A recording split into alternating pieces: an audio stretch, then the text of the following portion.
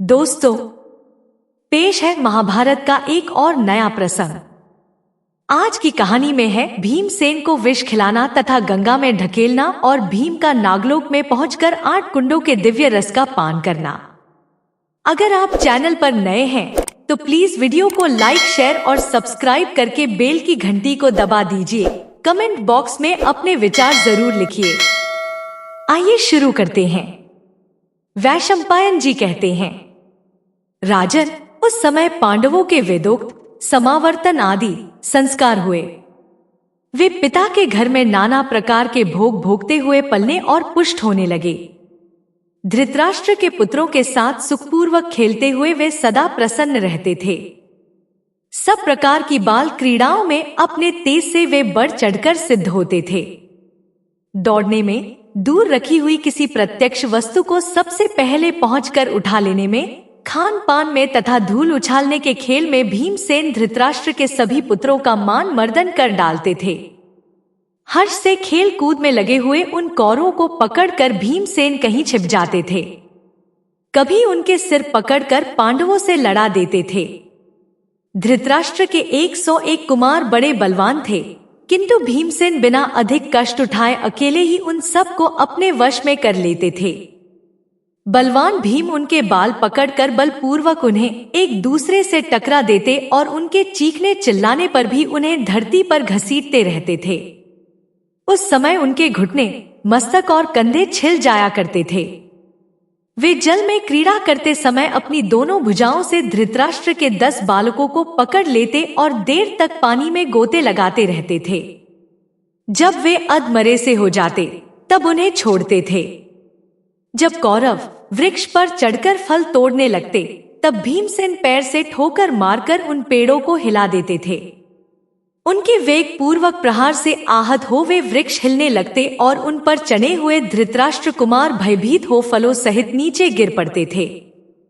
कुश्ती में, दौड़ लगाने में तथा शिक्षा के अभ्यास में धृतराष्ट्र कुमार सदा लाग डांट रखते हुए भी कभी भीमसेन की बराबरी नहीं कर पाते थे। इसी प्रकार भीमसेन भी धृतराष्ट्र पुत्रों से स्पर्धा रखते हुए उनके अत्यंत अप्रिय कार्यों में ही लगे रहते थे। परंतु उनके मन में कौरवों के प्रति द्वेष नहीं था। वे बाल स्वभाव के कारण ही वैसा करते थे। तब धृतराष्ट्र का प्रतापी पुत्र दुर्योधन यह जानकर कि भीमसेन में अत्यंत विख्यात बल है, उनके प्रति दुष्ट भाव प्रदर्शित करने लगा। वह सदा धर्म से दूर रहता और पाप कर्मों पर ही दृष्टि रखता था। मोह और ऐश्वर्य के लोभ से उसके मन में पाप पूर्ण विचार भर गए थे। वह अपने भाइयों के साथ विचार करने लगा कि यह कुंती नंदन भीम बलवानों में सबसे बढ़कर है, इसे धोखा देकर कैद कर लेना चाहिए। यह बलवान और पराक्रमी तो है ही, महान शौर्य से भी संपन्न है।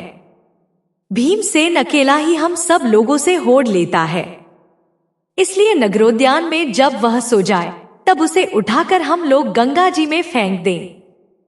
इसके बाद उसके छोटे भाई अर्जुन और बड़े भाई युधिष्ठिर को बलपूर्वक कैद में डालकर मैं अकेला ही सारी पृथ्वी का शासन करूंगा।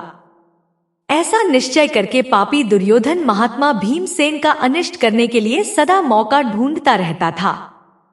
तदंतर दुर्योधन ने गंगा तट पर जल विहार के लिए ऊनी और सूती कपड़ों के विचित्र एवं विशाल गृह तैयार कराए।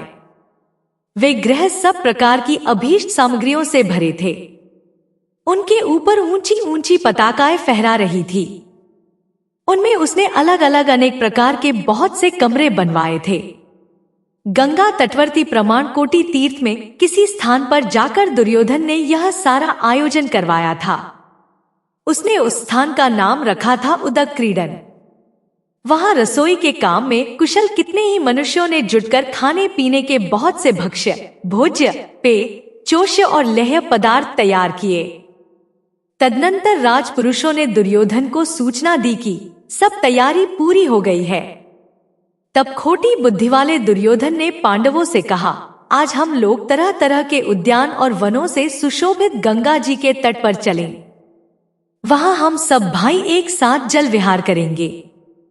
यह सुनकर युधिष्ठिर ने एव मस्तु कहकर दुर्योधन की बात मान ली।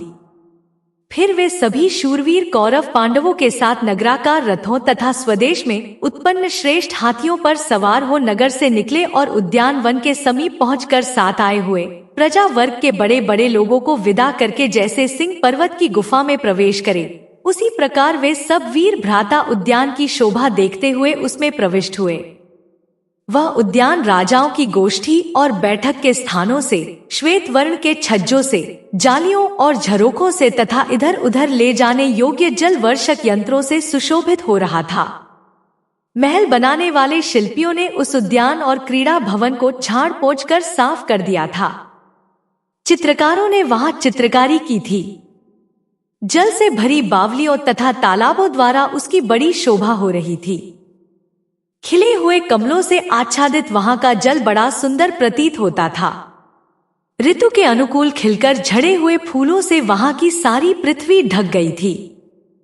वहां पहुंचकर समस्त कौरव और पांडव यथा योग्य स्थानों पर बैठ गए और स्वतः प्राप्त हुए नाना प्रकार के भोगों का उपभोग करने लगे।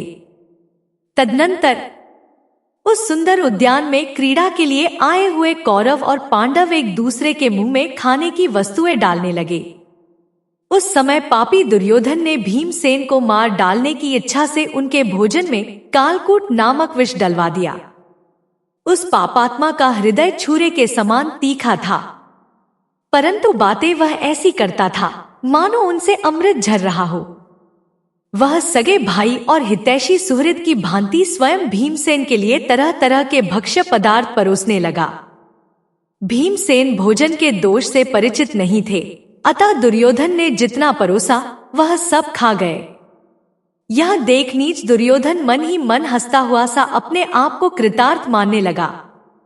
तब भोजन के पश्चात पांडव और धृतराष्ट्र के पुत्र सभी प्रसन्न चित्त होकर एक साथ जल क्रीड़ा करने लगे। जल क्रीड़ा समाप्त होने पर दिन के अंत में विहार से थके हुए वे समस्त कुरुश्रेष्ठ वीर शुद्ध वस्त्र धारण कर सुंदर आभूषणों से विभूषित होकर क्रीड़ा भवनों में ही रात बिताने का विचार करने लगे। बलवान भीमसेन उस समय अधिक परिश्रम के कारण बहुत थक गए थे। वे जल क्रीड़ा के लिए आए हुए उन कुमारों को साथ लेकर विश्राम करने की इच्छा से प्रमाण कोटि के उस गृह में आए और वहीं एक स्थान में सो गए। पांडु नंदन भीम थके तो थे ही, विष के मद से भी अचेत हो रहे थे। उनके अंग अंग में विष का प्रभाव फैल गया था, अतः वहां ठंडी हवा पाकर ऐसे सोए कि जड़ के समान निष्प्राण हो गए। तब दुर्योधन ने स्वयं लताओं के पाश में वीरवर भीम को कसकर बांधा। वे मुर्दे के समान हो रहे थे। फिर उसने गंगा जी के ऊंचे तट से उन्हें जल में ढकेल दिया। भीमसेन बेहोशी की दशा में जल के भीतर डूबकर नागलोक में जा पहुंचे। उस समय कितने ही नागकुमार उनके शरीर से दब गए। तब बहुत से महाविषधर नागों ने मिलकर अपनी भयंकर विष वाली बड़ी बड़ी दाढ़ों से भीमसेन को खूब डसा। उनके डसने से कालकूट विष का प्रभाव नष्ट हो गया। सर्पों के जंगम विष ने खाए हुए स्थावर विष को हर लिया। चौड़ी छाती वाले भीमसेन की त्वचा लोहे के समान कठोर थी। यद्यपि उनके मर्म स्थानों में सर्पों ने दांत गड़ाए थे, तो भी वे उनकी त्वचा को भेद न सके। तत्पश्चात कुंती नंदन भीम जाग उठे। उन्होंने अपने सारे बंधनों को तोड़कर उन सभी सर्पों को पकड़ पकड़ कर धरती पर दे मारा। कितने ही सर्प भय के मारे भाग खड़े हुए। भीम के हाथों मरने से बचे हुए सभी सर्प इंद्र के समान तेजस्वी नागराज वासुकी के समीप गए और इस प्रकार बोले, नागेंद्र एक मनुष्य है जिसे बांधकर जल में डाल दिया गया है। जैसा कि हमारा विश्वास है उसने विष पी लिया होगा। वह हम लोगों के पास बेहोशी की हालत में आया था, किंतु हमारे डसने पर जाग उठा और होश में आ गया। होश में आने पर तो वह अपने सारे बंधनों को शीघ्र तोड़कर हमें पछाड़ने लगा है। आप चलकर उसे पहचाने।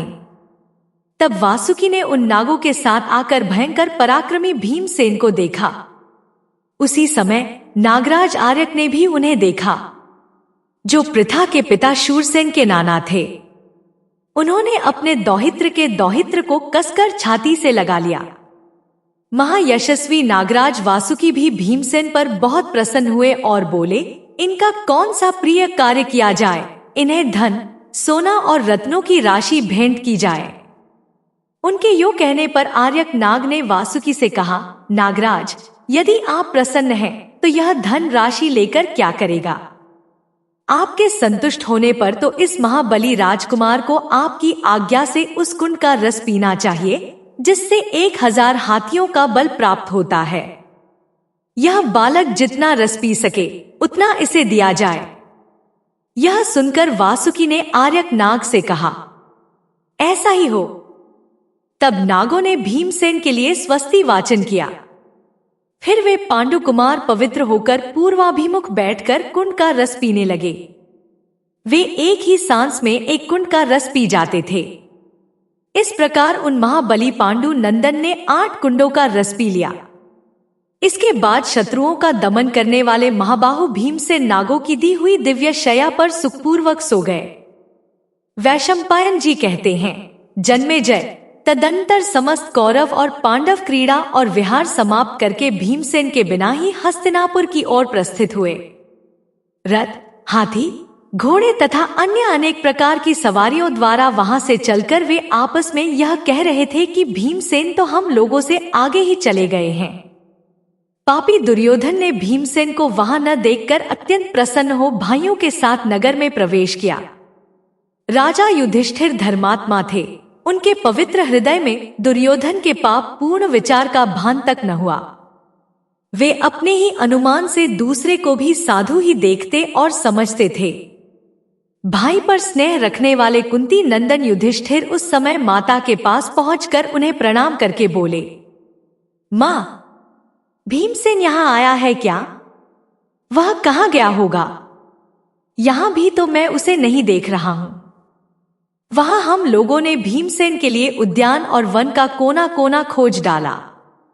फिर भी जब वीरवर भीम को हम देख न सके, तब सबने यही समझ लिया कि वह हम लोगों से पहले ही चला गया होगा। हम उसके लिए अत्यंत व्याकुल हृदय से यहाँ आए हैं। यहाँ आकर वह कहीं चला गया, अथवा तुमने उसे कहीं भेजा है? भीमसेन का पता बताओ। वीर भीमसेन के विषय में मेरा हृदय शंकित हो गया है। जहां मैं भीमसेन को सोया हुआ समझता था, वहीं किसी ने उसे मार तो नहीं डाला?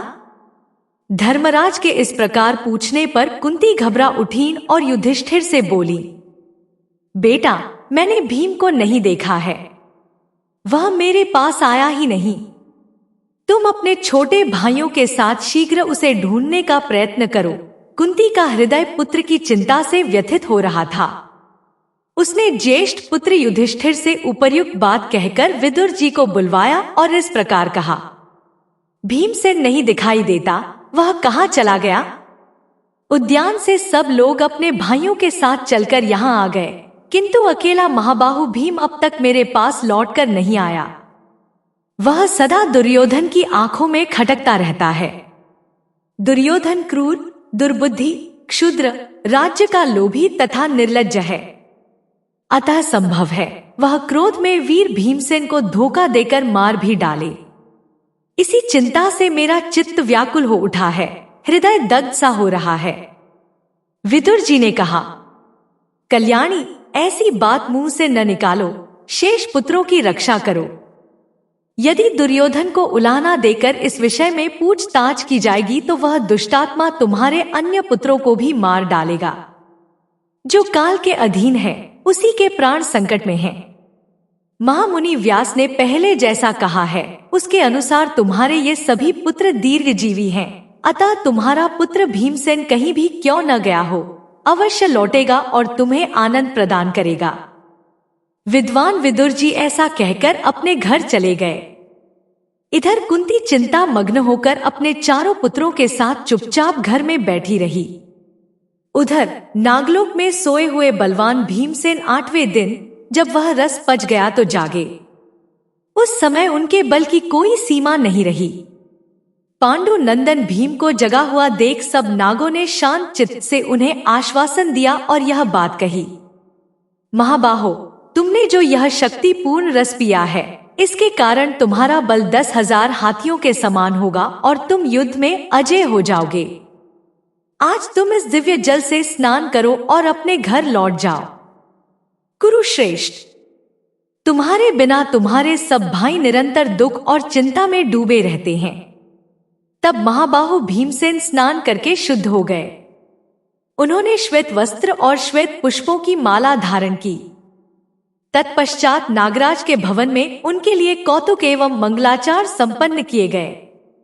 महाबली भीम ने विषनाशक सुगंधित औषधियों के साथ नागों की दी हुई खीर खाई। इसके बाद नागों ने वीर भीमसेन का आदर सत्कार करके उन्हें शुभाशीर्वादों से प्रसन्न किया।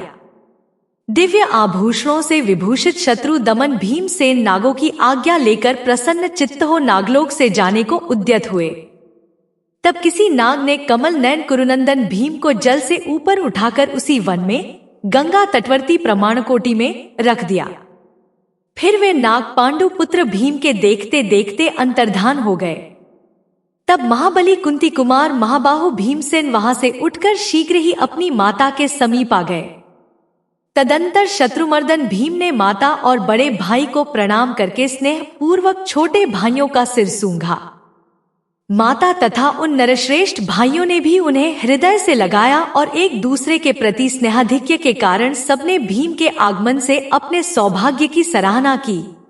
तदंतर महान बल और पराक्रम से संपन्न भीमसेन ने दुर्योधन की वे सारी कुचेष्टाएं अपने भाइयों को बताईं और नागलोक में जो गुण दोषपूर्ण घटनाएं घटी थी उन सबको भी पांडु नंदन भीम ने पूर्ण रूप से कह सुनाया। तब राजा युधिष्ठिर ने भीमसेन से मतलब की बात कही। भैया भीम, तुम सर्वथा चुप हो जाओ। तुम्हारे साथ जो बर्ताव किया गया है वह कहीं किसी प्रकार भी न कहना। यो कहकर महाबाहु धर्मराज युधिष्ठिर अपने सब भाइयों के साथ उस समय से खूब सावधान रहने लगे। दुर्योधन ने भीमसेन के प्रिय सारथी को अपने हाथों से गला घोंटकर मार डाला। उस समय भी धर्मात्मा विदुर ने कुंती पुत्रों को सलाह दी कि वे चुपचाप सब कुछ सहन कर लें। धृतराष्ट्र के पुत्र ने भीमसेन के भोजन में फिर से तीखा और सत्व के रूप में परिणत कालकूट विष मिलवा दिया। वैश्य पुत्र युयुत्सु ने कुंती पुत्रों की भलाई चाहकर उन्हें यह बात बता दी, लेकिन भीम ने वह विष भी बिना किसी विकार के पचा लिया। वह विष तेज था, पर भीमसेन के भयंकर शरीर में वृक नामक अग्नि थी, जिससे वह विष पच गया। इसी के कारण भीम को वृकोदर भी कहते हैं। दुर्योधन और शकुनी कई उपायों से पांडवों को मारना चाहते थे। पांडव यह सब जानकर क्रोधित होते, लेकिन विदुर की राय के अनुसार अपने क्रोध को प्रकट नहीं करते थे। राजा धृतराष्ट्र ने उन कुमारों को खेल कूद में अत्यंत उद्दंड होते देख उन्हें शिक्षा देने के लिए गौतम गोत्रीय कृपाचार्य की खोज कराई, जो सरकंडे के समूह से उत्पन्न हुए थे और विविध शास्त्रों के विद्वान थे। उन्हीं को गुरु बनाकर कुरुकुल के सभी कुमारों को सौंप दिया गया और वे कृपाचार्य से धनुर्वेद का अध्ययन करने लगे। ऐसी ही महाभारत के कहानियों को मूल रूप में सुनने के लिए बने रहिए हमारे चैनल पर। आपसे नम्र निवेदन है कि वीडियो को लाइक, शेयर और सब्सक्राइब करके बेल की घंटी को दबा दीजिए। वीडियो को शेयर करके अपने दोस्तों को भी यह जानकारी जरूर दें। धन्यवाद।